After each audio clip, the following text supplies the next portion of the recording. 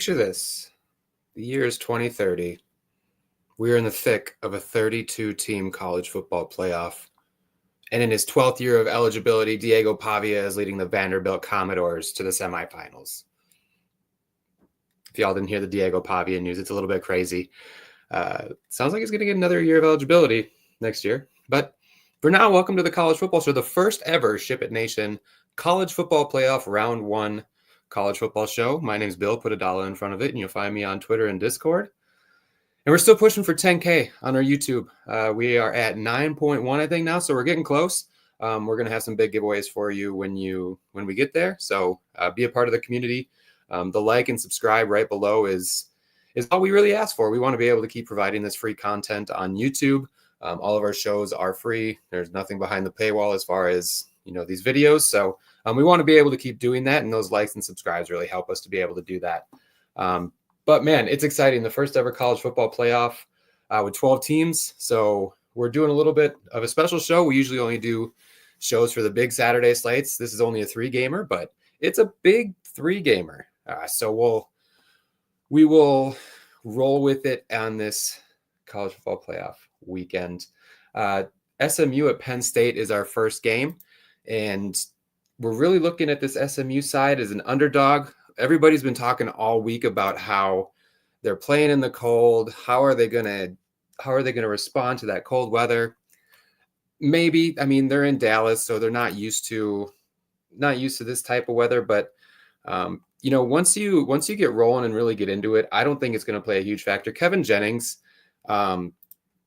is really he's maybe the most dynamic quarterback on the slate. I guess you could say he does have that rushing upside. He's been it seems like a broken record every week. He's been getting there with his arm. What I will say is that he did have his most rushing attempts last week or in the conference championship since week 9 against Duke. Again, I've been thinking he's going to run more in big games. If this Penn State pass rush is really heavy, then we are going to potentially see more Kevin Jennings scrambles and runs. If he can slip through, it could be a big game. He has thrown for 300 or more yards in 4 of the last 5 games, but this is also probably the toughest defense he's faced all year. So really, I don't know if we can. 7,700 is a fair price. 7,700, also one of the cheaper prices we've seen on Brashard Smith, obviously a stud, but really only 3 teams have been able to run the ball on Penn State: Ohio State, Oregon, and USC. Now Bowling Green did too, but that was just kind of a weird game at the beginning of the season, and it's tough to tell, how much stock we should really put in that. Brashard Smith is a guy who could get it done though. So that's definitely a guy we're going to be potentially looking at here. And then in this wide receiver core, again, broken record. Targets are spread out. We look at their last game. Hudson had 5 targets. Smith had 5 targets. Hibner had 5 targets. Hibner had 6 targets. Dixon had 4. Now here's the standouts. Roderick Daniels had 10 targets last game, and he had 8 catches. He has been kind of the alpha, as you will, in that wide receiver room since RJ Maryland went down. But again, still really spread out. The one thing that stuck out to me this week, though, is Romello Brinson was in his first game back since week 4 and immediately had an impact. He had 6 catches on 8 targets in that conference championship game. So at 3,100, being the cheapest one on the board and knowing that it wasn't shy with the target share in that Clemson game, Brinson isn't a guy I would mind taking a shot at.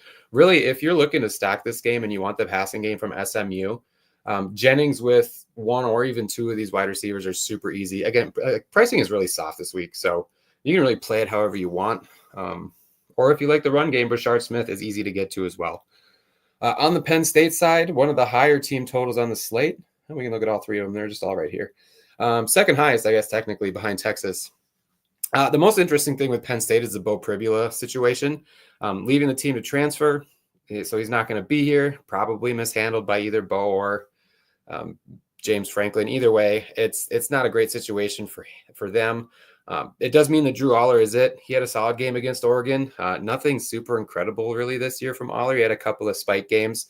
But it also means that Ethan Grunkmeyer is going to be the backup. He's a true freshman, chose Penn State over Minnesota.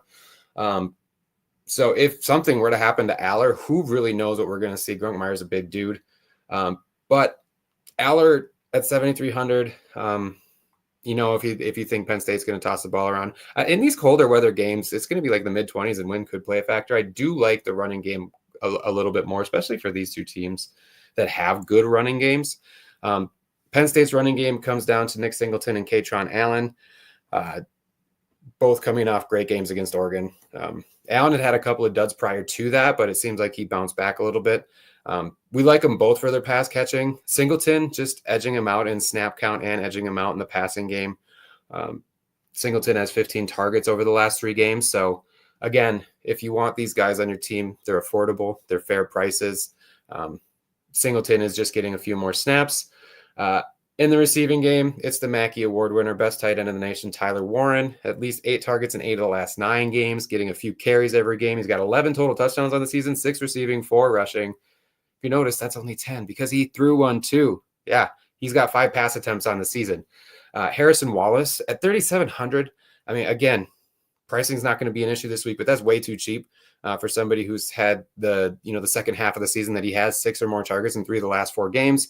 Got a few touchdowns mixed in. Definitely solid value at that price. Amari Evans had a decent game against Oregon. He's had a couple of touchdowns over the last 4. So again, some value plays. Again, you don't need to go down there necessarily, but really pick whoever you want to play.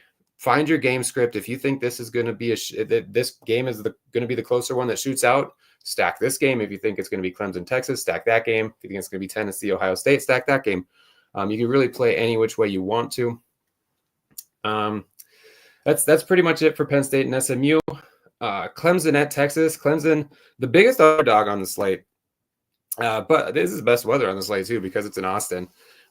Cade Klubnik is the highest price guy, but he's the highest price guy for a reason. I'll go ahead and say it. He's a dual threat. He has been this entire season. It seemed like it took until that Pittsburgh game for people to start realizing it. I mean, myself included, guilty of not even considering his run game, but that's because he throws for so many yards most of the time too. But this is maybe the best defense he's faced since Georgia. So take that for what you will. Texas is a solid defense. This running game is going to be interesting because Phil Maffa has been bagged up. Dabo said he's been out there working, quote unquote, referring to Maffa's practice recently. So who knows? Jay Haynes is out. So that means we're probably going to see a few extra snaps for one of these other guys. Now, I will say there has been some chatter about this David Ezeamume. I don't know. Ezeamume. We'll go with that. Minimum price. The offensive coordinator was singing his praises, said he trusts him against Texas, said he could be part of the game plan and, quote, a different type of runner. So that leads me to believe that, he's comfortable throwing him out there. He redshirted this season, but he can play in this game. Could see some Keith Adams too. But like I said, if Maffa is banged up, it could be the Ezeamume. Easy. We're just going to call him David Easy. That's a lot easier to say. We're going to call it that. He could see some increased run and maybe be one of those guys that, goes overlooked just because he hasn't really played this year. This wide receiver room, this is another interesting spot. Antonio Williams, you would consider to still be the wide receiver 1 probably. But Brian Wesco has had 11 and 10 targets in the last 2 games, including 8 for 142 and 2 in the conference championship. Freshman peaking at the right time. It's awesome. He's still very solid value at 4,400. Brenningstool is still solid at tight end. He just steady as she goes. TJ Moore still getting significant enough volume that at 3,300 you can consider him. The one thing that you got to watch out for this week though is that Tyler Brown, a local beat reporter said he was looking full speed at practice, maybe the best he's looked since his injury. He did get 4 snaps in the conference championship game, so he was active. He did play, and now he's had a couple of weeks off to just practice and get back to 100%. So at min price, if we get word that he's going to start, I'm definitely probably going to have a few shares of him. Or if we get word that he's really going to be worked into the rotation. Even against this defense, these wide receivers are all talented enough, to get some on Texas. And on the Texas side, the most interesting thing here is that Isaiah Bond is very, very unlikely to play due to a high ankle sprain. So you could say they're out without their top receiver, but I don't know if he really has been. He was a little bit, but Matthew Golden has been on fire lately. 12 targets last game. He's had a few big games down the stretch, a couple with multiple touchdowns. He benefited when Bond was out. So definitely a guy that I'm looking at 5,100. DeAndre Moore overshadowed him last game, though, because he had 9 catches on 12 targets as well, 114 yards and a touchdown. So kind of been waiting for that breakout game from Moore ever since Cook went, left the team or was dismissed from the team. And he finally had it. Gunnar Helm had a down game in the conference championship, but another steady tight end who's just on the field and gets looks every single week, it seems like. Brian Wingo's been on the field, but hasn't really done much, not like the freshman on the other side of this matchup. And then, Bolden, you have a dart throw as well. So guys you could consider.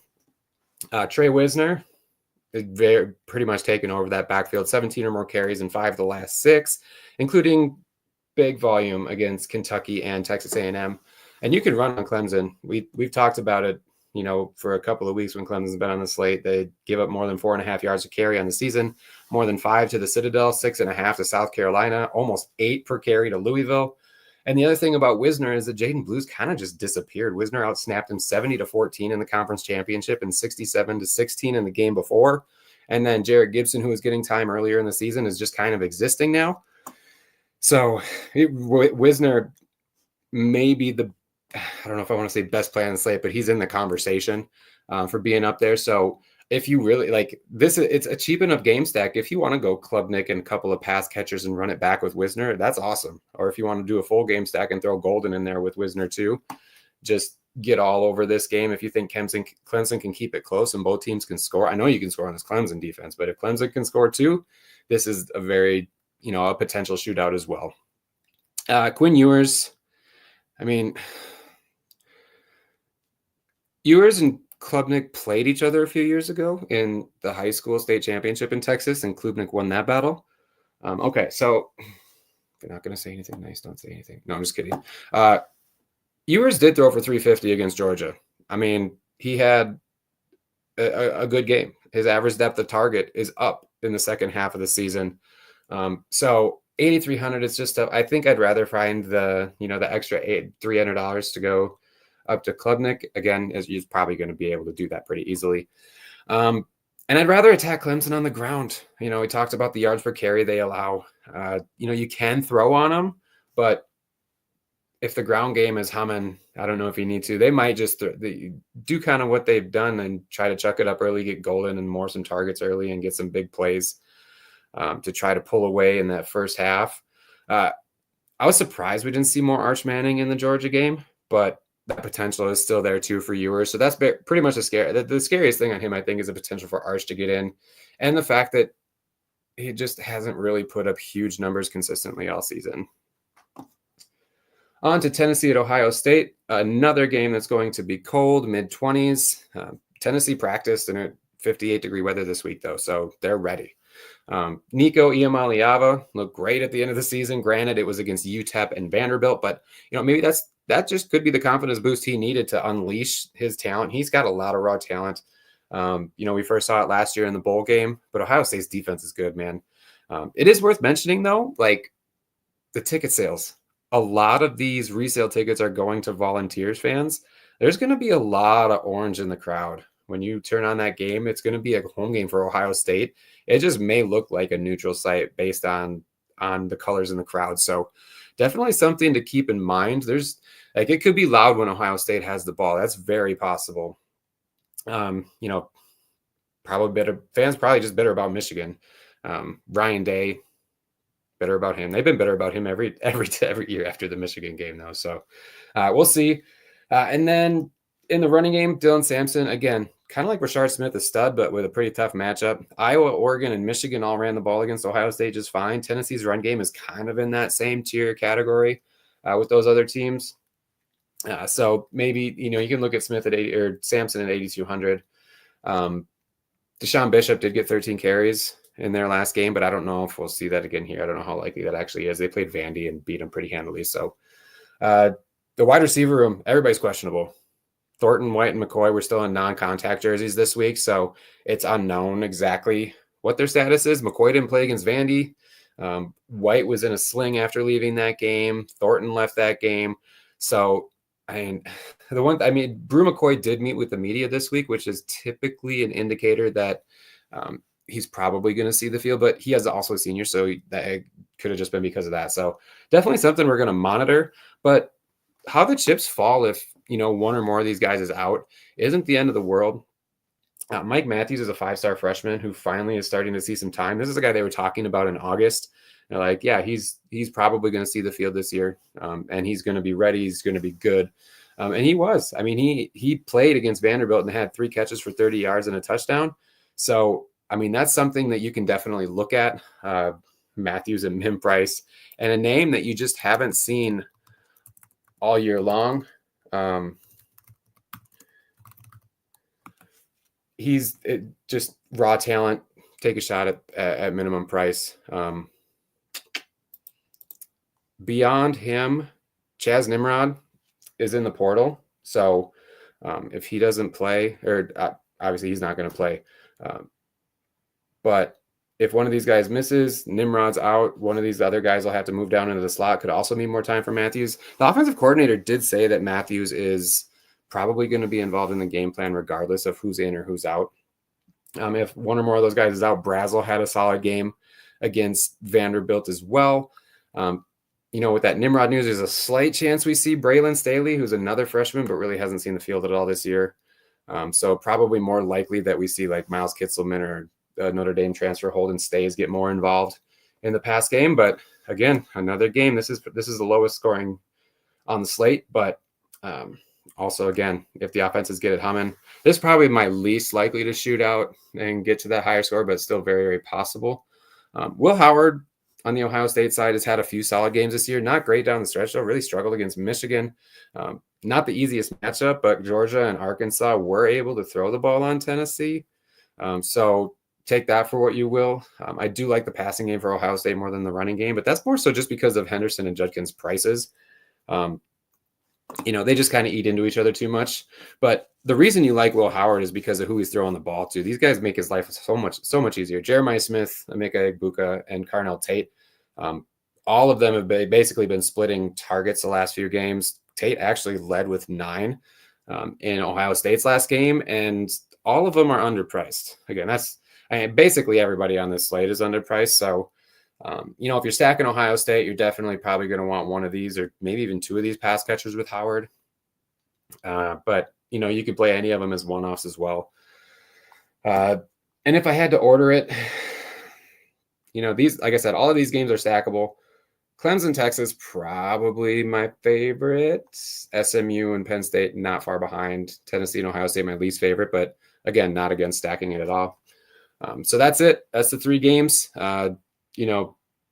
Everybody who's suited up is going to be trying to play, and not as much transfer portal. Man, this bowl season transfer news has been just a beautiful thing. We'll just call it a beautiful thing.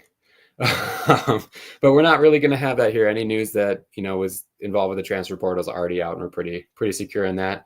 So this is the College Football Stone. In case you don't know, if you like it, if you want to have more color and more information, we have that too. This is what the Stone normally looks like. This was conference championship week. It tells you team total, spreads, pass defense, rush defense, pace, targets per game for each player, rushes per game for each player.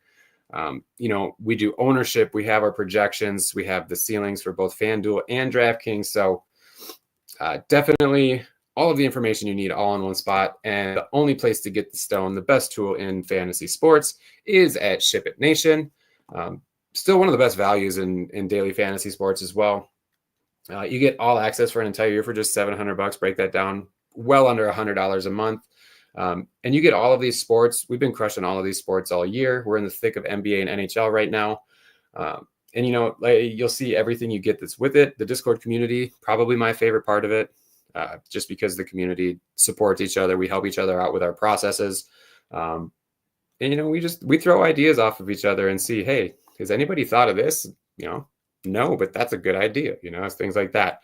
If you do want to just try out a single sport, we do have a promo going on right now for football for the rest of the season.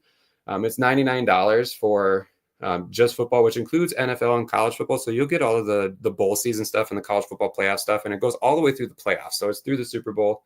And if you want the optimizer, it's $129. So an extra $30 if you want to use the Shiptimizer. It's our optimizer. That is just for NFL for football right now. The reason I would suggest going all access, though, is because we have PGA season coming up pretty soon, and I've been in on those PGA meetings, and we are planning some big things. We want to continue to be the best PGA product out there. Our boy DGen75 is real excited. He just announced that he's going to be doing videos every single tournament. As long as his health permits, he's going to be doing videos, and that's, I mean, the best watch in PGA DFS, in my opinion, are those Wednesday night streams. And another reason to join SHIPIT Nation, we just keep winning. Look at all these first place and these big wins. This is from the Army Navy week. We had a lot of success at the Nation. And it's not just the people providing content and the people doing the projections. It's not just our staff. All sorts of different winners. And another thing too is if you want to hear from our members, go down to the testimonials page. Go to shipitnation.com and click on the stone. It'll take you to this page, and then you scroll down and there's testimonials at the bottom. So, if this isn't testimonial enough, I don't know what else to tell you. But rule number one, always remember, college football is fun. Enjoy the process. Enjoy building your lineups. Enjoy watching the first ever 12-team college football playoff. When's the last time we had exciting, meaningful football games in college football in mid-December? I don't know. Not in my lifetime, at least that I can remember. So savor it. Be thankful that we have the ability to not only watch these games, but also play college football DFS. And hopefully I will be seeing you at the top of those leaderboards. But for now, we'll see you next time.